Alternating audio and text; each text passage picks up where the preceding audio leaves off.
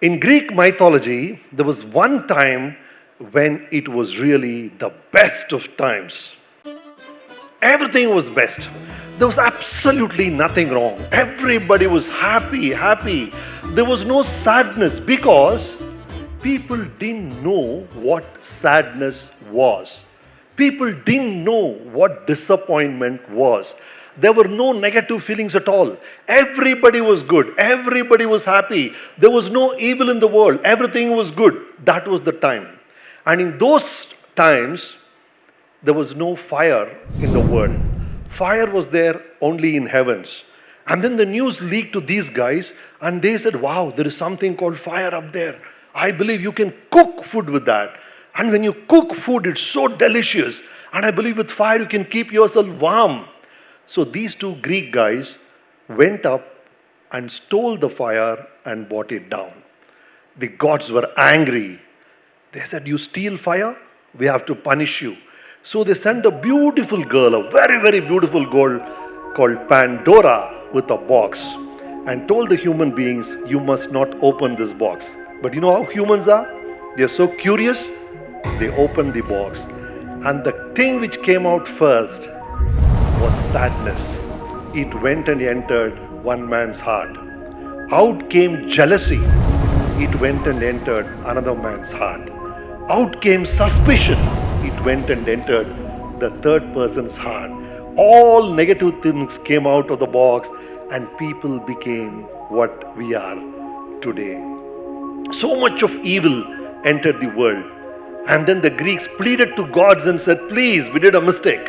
We shouldn't have stolen the fire. Please, make us good again. Make us positive again. And then the gods said, there is one more thing in that box, which is the antidote for all evils, which is a solution for all evils.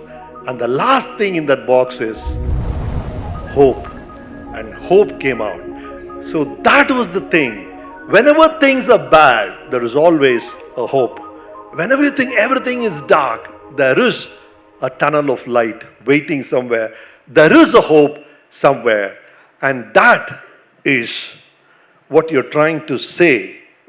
India is great. There's no doubt. Right now, India is fabulous. The India I'm living now is not the India when I grew up as a child. India is shining, but there is a better India. And who's the hope for that? You. Each one of you, each child here, you are the hope that a better India, a greater India, a more innovative India, a more creative India will emerge. And that's the theme of today's quiz, which says, I'm the child for better India. You are the child. You are the hope for better India. So how is it going to happen? How do you depend on you guys? How are you going to make India great?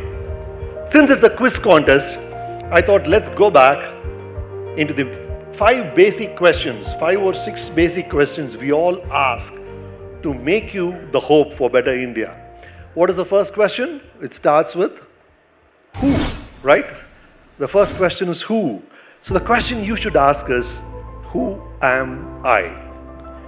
This is not a philosophical question like Ramana Murthy proposed. I am asking you a basic self-awareness about yourself. What makes you angry? Why do you get jealous about somebody? Why does something irritate you, something doesn't irritate you? What makes you happy? The self-awareness, ask that as the first question, who am I? And that will be the first step. The second question you have to ask is, which? I did a film called Panchamaveda. I don't know if a couple of you might have seen it. I go into a village. I'm searching for somebody's house called Sharabayyana Mane. I don't know where Sharabayya's house is. There are 2 roads there. I don't know whether to go to this road or this road. I'm looking. There is a guidepost which says Sharabayyana Mane, but the guidepost has fallen down. So I lift it. Okay, it can point here or it can point there. What is the point in having a guidepost which can point anywhere? Isn't it? So that is the problem. It will happen. Which do I choose? Is it this or that? Should I take engineering or should I go into medicine? Should I marry this guy or should I marry that guy? This will be the second question which you will be faced, and your whole life is going to be some of all the decisions that you take. That's all life is going to be. They were showing my school photos. When I was in, I think, as old as this small kid there, probably in third or fourth standard, I remember the first time I went on stage. It was about the Pied Piper of Hamelin. You know the story, right? There is a Pied Piper of Hamelin. He's got a magical tune. The village is infested with rats, and they've called this guy. He plays a magical tune. All the mice follow him and fall into a river. That is the story we are trying to say. And naturally, the student who plays the Pied Piper is the teacher's favorite. We didn't get to play that. We were all the mice. We were all the mice behind him. I was one of the mouse. To make it look like a mouse, we were on all the fours. We had put on a black costume. There was a black conical kg cardboard to make it look like a rat's nose. Okay, it had two pinhole for my eyes for us to see, and we are supposed to follow the Pied Piper. The Pied Piper is walking here, all the rats, we are walking behind him. To my bad luck, the cone turned. So my pinholes are on this side. I'm not able to see anything. So the Pied Piper is going right, I'm going left. He's going left, I'm going right. I went to the stage and I fell down. Now forget the mouse going behind the Pied Piper. The Pied Piper, physics teacher, chemistry teacher, everybody is running after the mouse. That was the first time I learned my first lesson in life. Never follow the crowd. Go your own way and others will follow you.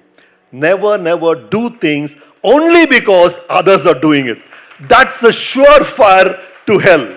Please, with social media, it becomes more and more important to understand this. Don't do things just because others are doing it. Do things that you feel it is you. This is the first question we ask. When I asked you, who am I? You're trying to ask, who am I? You become closer and closer and closer to your authentic self, and that's the question you must answer. The second question I told you was which? What happened again? They showed the college bit when I went. I was again performing on a stage like this. There was a judge sitting there. She said, will you do this in radio? I said, sure. I went and did on radio. Her friend came there. She said, will you do it on TV? I said, sure. I did the same thing on TV. It came on Deepavali day. All the filmmakers were free. They happened to watch me, and I got 3 films on the same day. And one film led to another, and now she says I've done 140 films. So how did it start? That day on a stage like this.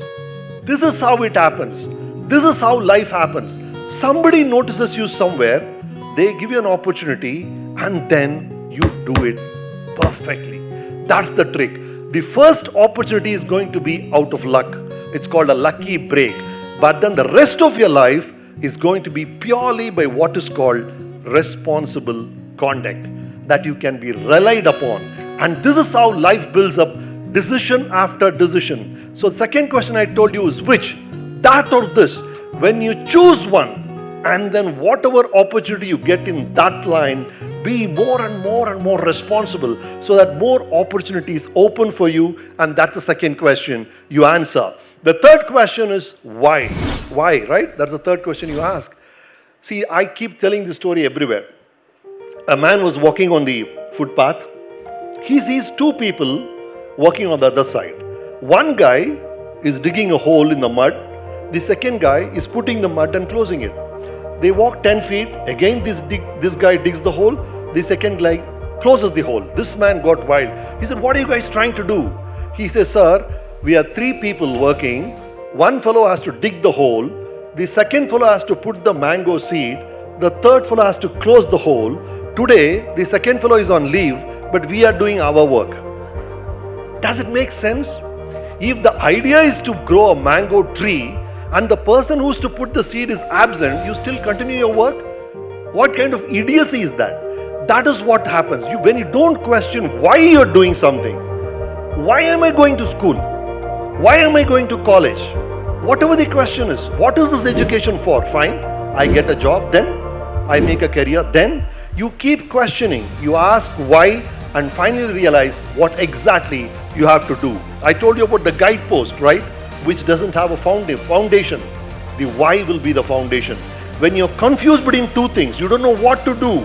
If you know why you're doing it, it's going to give you so much of clarity to decide. So you know who you are, you know which way to take, and you know why you're doing it. And the last two questions, when and what. This will be the most important thing. I keep telling people that there are only two really genuine resources you have. One is your thoughts. What are you thinking? What are you thinking? So the question is, what are your thoughts? And the second is time. Like the lub-dub of a heart, the entire universe has a single heartbeat, which is tick-tock, tick-tock. How are you spending your time? What are you doing with your time? What are you watching on the mobile? How are you spending your time? That is going to decide what your future is going to be. So these are the 5 questions we have: who, which, when, what, and why. And then the last question, how. How. And the how is, how do I connect better? How do I connect with people better? Because finally, this is not mono acting. Your life is going to be like cinema, which is a collaborative act where so many people have to help you to achieve what you want to do. So you have to connect better. In fact, when I finished 25 years in cinema and I was given an award, the first thing I thought was, I read a beautiful line which said, nature has designed all of us to fly. But the default thing is, God has given you only one wing. And the only way to get another wing to fly is to hold somebody else's hand, and their wing becomes yours. That is the way to fly, is to hold somebody else's hand so that they become a part of your journey. And that is what the whole journey is going to be about, all that you guys want to achieve.